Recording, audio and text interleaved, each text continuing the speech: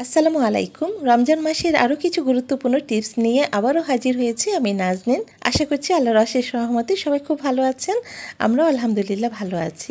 আমার এর আগের টিপসগুলো অনেক আপুদের কাছেই ভালো লেগেছে। আশা করছি আজকের টিপসগুলো ভালো লাগবে এবং অনেক আপুদেরই উপকারে আসবে। তাহলে চলুন আর দেরি না করে প্রথম টিপসটি দেখে নিই। পুদিনা পাতা আমাদের স্বাস্থ্যের জন্য খুবই উপকারী এবং খাবারকে খুব সহজে হজম করতে সহায়তা করে।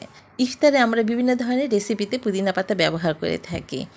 বিশেষ করে মুড়ি মাখাতে পুদিনা পাতা দিলে এর স্বাদ তো বহুগুণে বেড়ে যায়। তাছাড়া পুদিনা লেবুর শরবত ইফতারে একদম মন প্রাণ ঠান্ডা করে দেয়। এই সময় বাজারে প্রচুর পুদিনা পাতা পাওয়া যায়, তাই একদিনে বেশি করে পুদিনা পাতা এনে মাস জুড়ে কীভাবে সংরক্ষণ করবেন সেটাই আজ দেখাবো। প্রথমেই পুদিনা পাতাগুলো এনে মাছ বরাবরভাবে কেটে নিতে হবে। তারপর উপরের অংশটা রেখে দিতে হবে এবং নিচে যে শক্ত অংশ আছে সেটা ফেলে দেব এবং সেখান থেকে ফ্রেশ পাতাগুলো রেখে বেছে মরা এবং পচা পাতাগুলো যে আছে সেটা ফেলে দেব।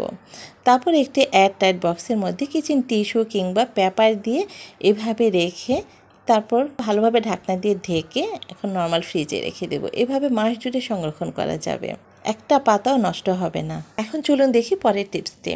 রমজান মাসে অনেক সময় দেখবেন রান্নাঘরে মশা মাছির উপদ্রবটা বেড়ে যায়। তার জন্য আমরা যদি একটি কাঁচের জারে কিংবা প্লাস্টিক বোতলে কিছুটা পানি নিয়ে পানির মধ্যে কিছুটা পুদিনা পাতা ভিজিয়ে রাখি এভাবে, তাহলে দেখবেন যে মশা মাছি পিঁপড়া কিছুই থাকবে না, এমনকি তেলাপোকাও থাকবে না, আর রান্নাঘর থাকবে সুগন্ধে ভরা। আর রমজান মাসে আমাদের প্রতিদিন অনেকগুলো করে পেঁয়াজ কাটতে হয় এবং এই পেঁয়াজ কাটতে যে অনেকটা সময় ব্যয় হয় এবং পেঁয়াজগুলো ছিলতে গিয়ে খোসাগুলো এখানে সেখানে একটু বাতাস থাকলে দেখবেন যে চারোপাশে ছড়িয়ে পড়ছে এবং অনেক সময় পেঁয়াজ কাটতে যেয়ে পেঁয়াজের ঝাঁজে চোখে পানি এসে পড়ে। এটা অনেক সময় বিরক্তিকর লাগে। তার জন্য আমরা যদি প্রথম থেকে পেঁয়াজগুলোকে এভাবে মাঝ বরাবর কেটে পানির মধ্যে ভিজিয়ে রাখি, তাহলে দেখবেন যে পেঁয়াজের খোসাটা খুব সহজেই ছাড়িয়ে নিতে পারবেন এবং পেঁয়াজ কাটার পর পেঁয়াজের যে ঝাঁজ সেটা চোখে লাগবে না এবং চোখে পানিও আসবে না।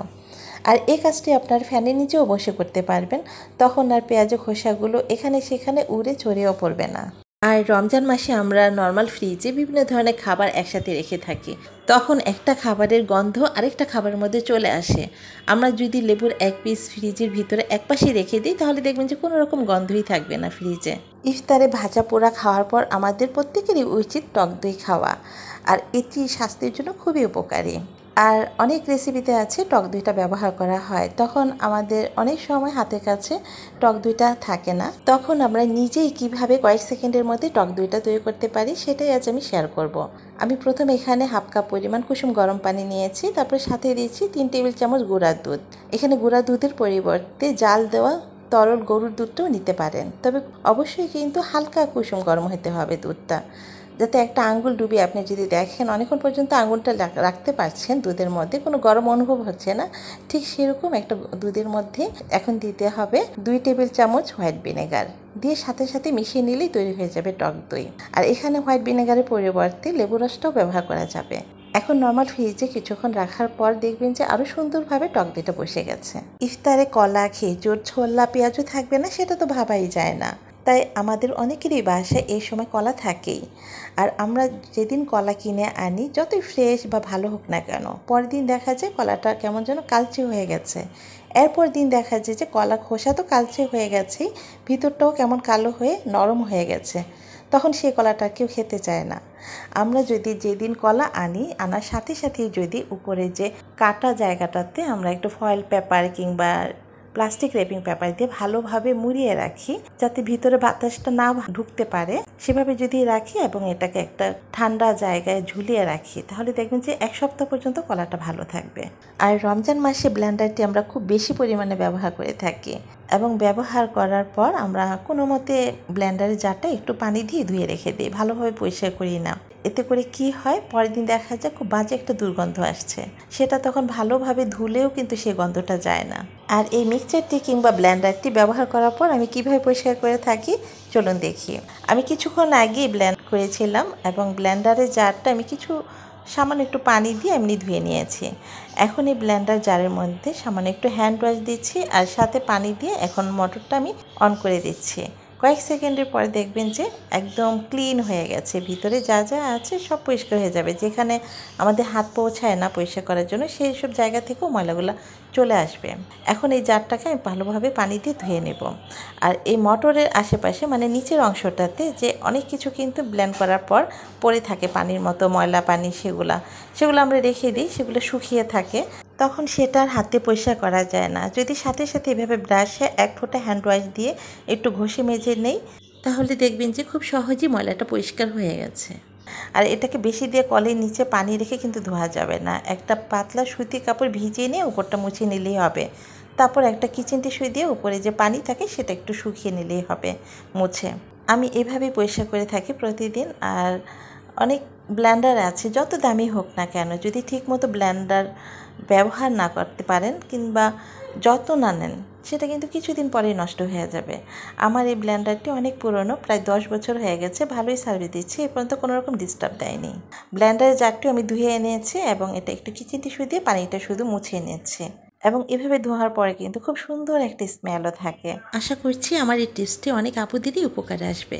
ইফতারে আলুর চপ, বেগুনি কীভাবে তৈরি করবেন এবং সেগুলো কিভাবে ফুলকো হবে এবং ভাজার কয়েক ঘন্টা পরও সেগুলো মুচমুচে কিভাবে থাকবে, সেই টিপসগুলো আজ আমি আপনাদের সাথে শেয়ার করব।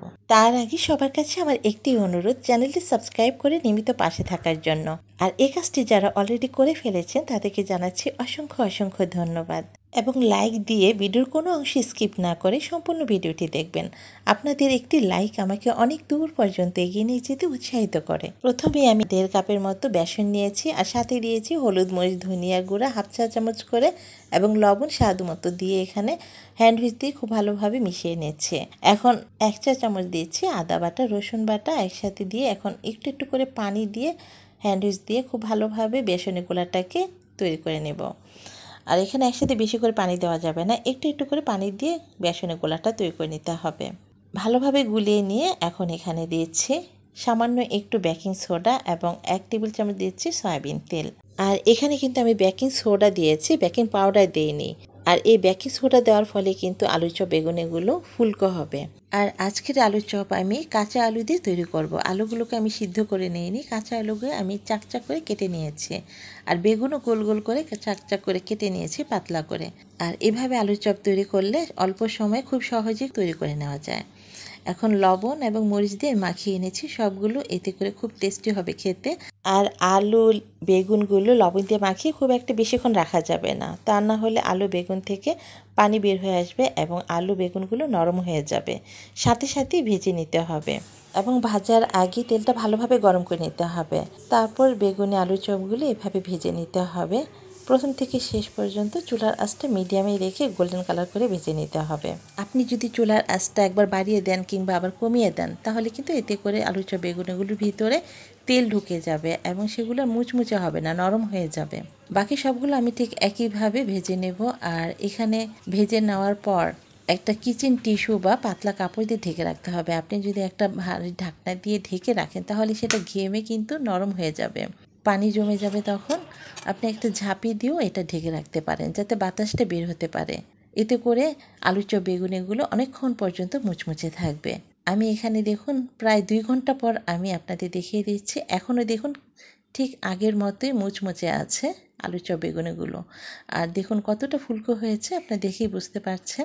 আশা করছি আমার আজকের এই টিপসগুলো ফলো করে আপনারাও এখন খুব সহজেই ফুলকো মুচমুচে পারফেক্ট আলু চপ বেগুনি তৈরি করতে পারবেন।